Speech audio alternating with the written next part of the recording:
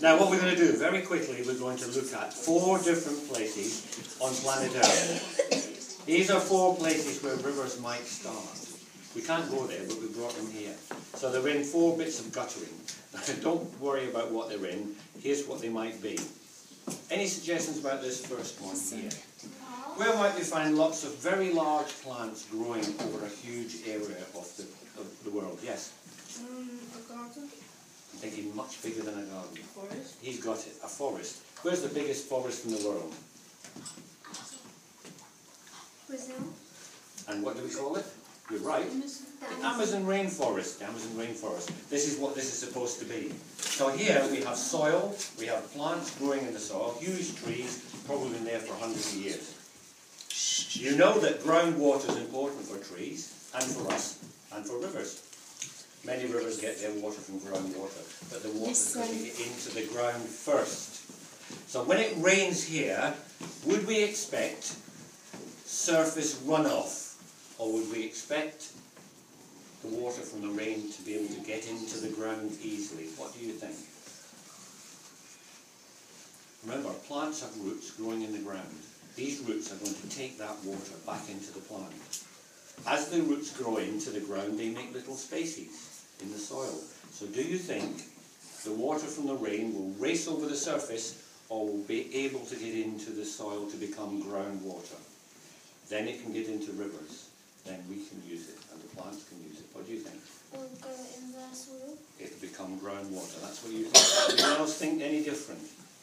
So we all think it's going to be a good place for rainwater to become groundwater, so the rivers can get it, the plants can get it.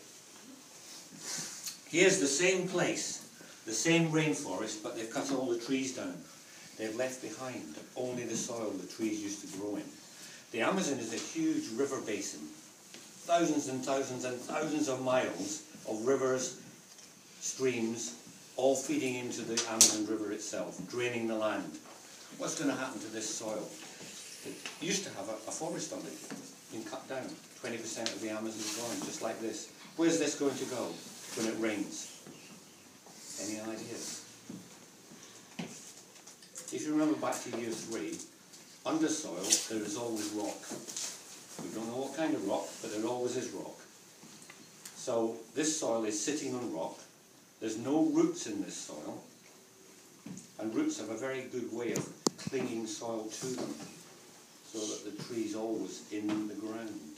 But we've ripped out all the trees and sold the wood. What's going to happen to the soil when it rains?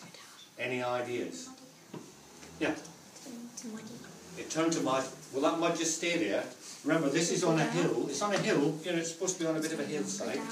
It'll go down. Where will it go down to? The nearest river or stream.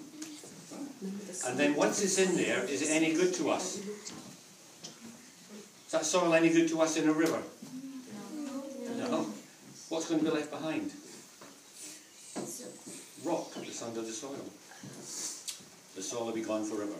This has happened all over the world. It's called soil erosion. You can Google it. 20% of the Amazon rainforest has gone. And it won't grow again for thousands of years. Take 5,000 years roughly for new soil to come back, enough for trees to grow. So we've done that. This one here is supposed to be a huge area of land that is sandy and rocky and doesn't have a lot of rain, but it might rain from time to time. Any idea what this one might represent? She knows.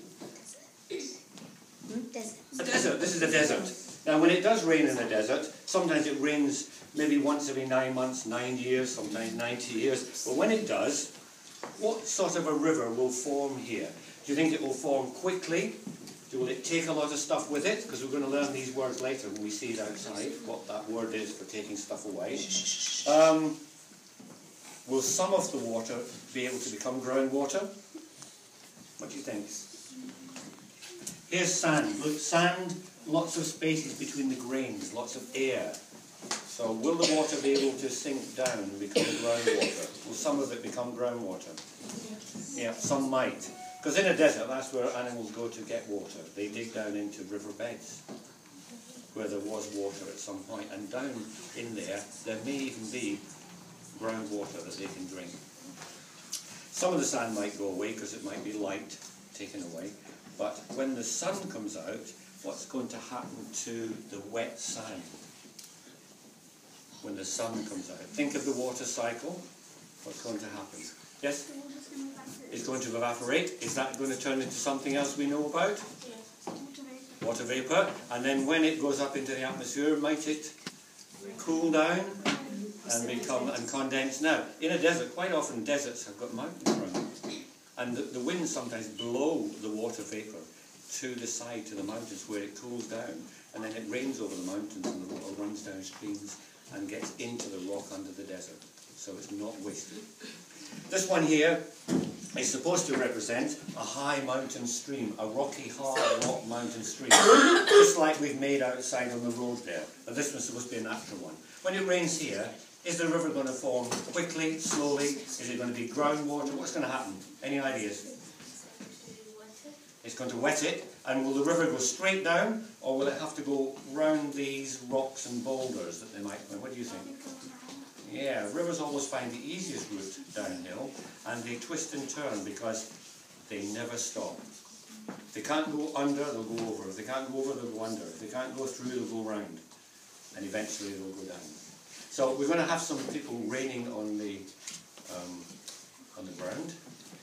So I don't know how we're going to do this, Jane, but.